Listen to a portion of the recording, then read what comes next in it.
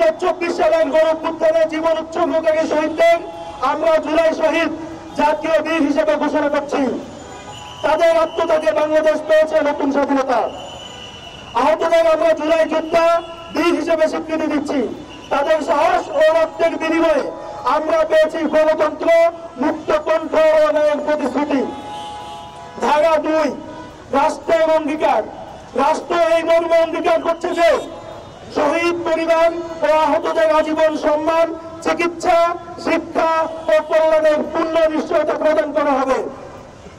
শহীদ পরিবার ও আহতদের প্রতি দায়িত্ব গ্রহণ করা হবে রাষ্ট্রের অবিচ্ছেদ্য কর্তব্য। আহতদের সকল চিকিৎসা, পুনর্বাসন, কর্মসংস্থান ও কল্যাণমূলক ব্যয় রাষ্ট্র সরাসরি বহন করবে। আহত শহীদ পরিবারের জন্য আজীবন সম্মানজনক ভাতা নিশ্চিত করা হবে, যা তাদের অধিকার হিসেবে স্বীকৃত থাকবে।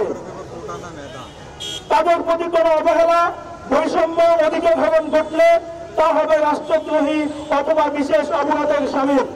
এর বিরুদ্ধে রাষ্ট্র কঠোর ব্যবস্থা গ্রহণ করবে।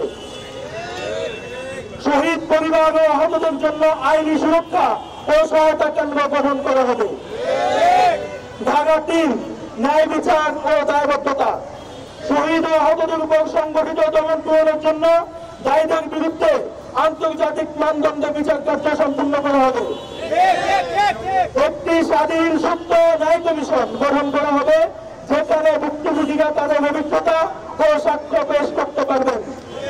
এই 3টা ধারাকে জুলাই সনদে অন্তর্ভুক্ত করে অন্যান্য রাজনৈতিক দল এবং রাষ্ট্র সম্মিলিতভাবে ঐক্যমতের ভিত্তিতে এই সনদ পুরোপুরিভাবে বাস্তবায়ন করবে। তবে জুলাই সনদের পূর্বে জুলাই ঘোষণাপত্র দিতে হবে এবং জুলাই ঘোষণাপত্র জুলাই সনদকে স্থায়ী বিধানের অন্তর্ভুক্ত করতে হবে।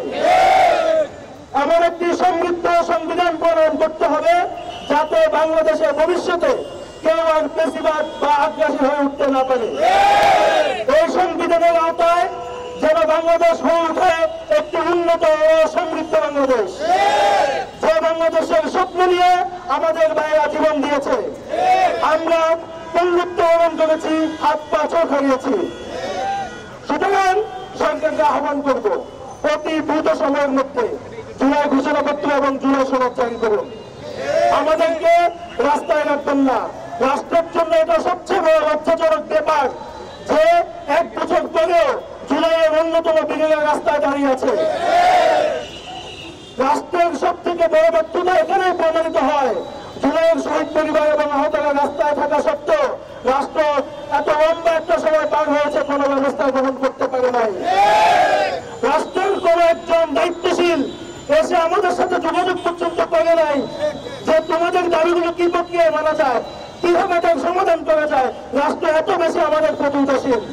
সুতরাং আমি রাষ্ট্রকে হুঁশিয়ার করে বলতে চাই, অতি উদাসীনতা কিন্তু ভালো ফল বয়ে আনে না। একটি সত্যই একটি প্লাবনের সৃষ্টি করতে পারে। আমি আবারও দেশবাসীর কাছে ক্ষমা প্রার্থনা করছি যে সামান্য দুর্ভোগ সৃষ্টি হয়েছে, আপনারা সেটাকে ক্ষমা সুন্দর দৃষ্টিতে দেখবেন। আপনাদের সন্তানরা এই রাষ্ট্রের জন্য জীবন দিয়েছে, বন্ধুত্ব বরণ করেছে, তাদের রাষ্ট্রীয় স্বীকৃতির পক্ষে আপনাদেরও থাকা উচিত। আমি দেশের রাজনৈতিক দল এবং সামাজিক সংগঠন, জাতীয়তাবাদী রাষ্ট্রীয় যেসব সামাজিক সংগঠন আছে সবাইকে আহ্বান করব, আপনারা এসে আমাদের সাথে মিলিত হন এবং সরকারের কাছে দাবি উত্থাপন করুন এমন একটি সমৃদ্ধ সংবিধান প্রণয়ন করতে, যাতে সত্যিকার অর্থেই স্বপ্নের বাংলাদেশ প্রতিষ্ঠিত হয়।